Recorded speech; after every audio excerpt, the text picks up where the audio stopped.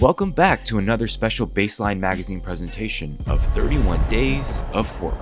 We're back with our picks for week 3, so let's get right into it. Mayhem is a jokey, tongue-in-cheek horror comedy with a heavy dose of action. Stephen Yeun and Samara Weaving are an excellent duo, battling their way up a building against some infected/crazy office workers and some other colorful characters.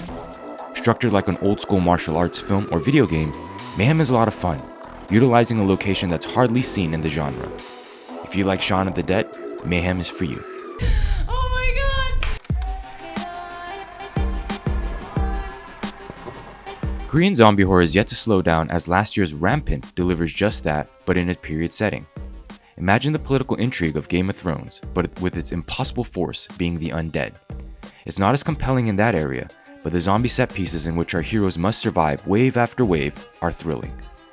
Much of the fun comes from seeing an Asian swordplay infused with the genre, culminating in a fantastic sword fight in the throne room. If that sounds awesome, definitely check out Rampant.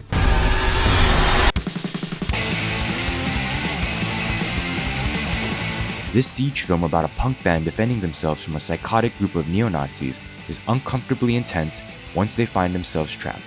Patrick Stewart is excellent as the leader of the neo-Nazi group, cold and chilling, different from what we normally see him do.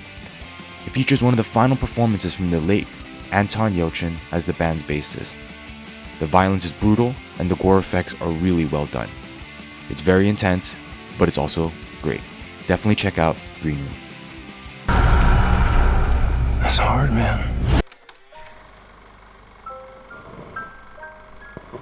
The story of twin siblings questioning whether or not their mom is really an imposter does set itself up for a big blowout and a reveal that I'll admit should have been obvious. The setting is used to great effect with some interesting dream sequences that inject an extra sense of unease.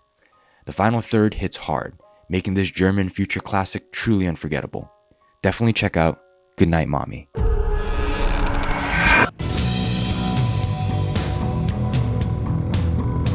Crawl doesn't waste time in testing the father-daughter duo and escaping some hungry, loose gators during a flood. A lot of Crawl is just anticipating these mini victories in the midst of major setbacks that keep the suspense constant. The creature design is well done, especially in the sound design. The director Alexandre Aja isn't new to horror, and Crawl proves that he can still make a lean, brutal creature feature since Piranha 3D. Definitely check out Crawl.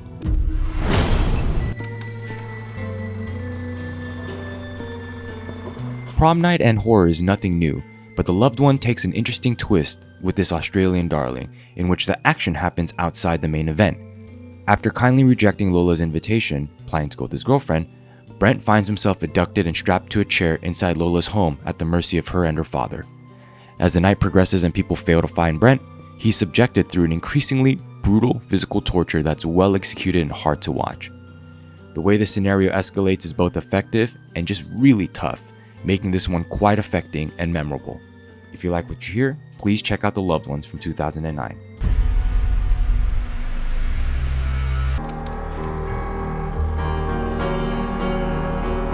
Fans of Rob Zombie's The Devil's Rejects might find some satisfaction in reuniting with these characters and the world they inhabit. It's dirty, ruthless, and disgusting, harkening back to the exploitation cinema and video nasties that Rob Zombie loves. The first third is all catch-up, acting as a litmus test for the rest of the film. The late Sid Haig is MVP as Captain Spaulding. That said, it's hard to recommend this appropriately unpleasant film to those general fans of the horror genre. But those Rob Zombie diehards, you should definitely check out 3 from Hell. Once again, thank you so much for watching and thank you for your support. We got more coming next week, so please stick around. My name is Hanajun Chung, your host. Special thanks to Chris Sainz and Austin Smedley for support. Follow me on Twitter at Hanajun and follow the Baseline Magazine at TBLM. So until next week, stay spooky, y'all.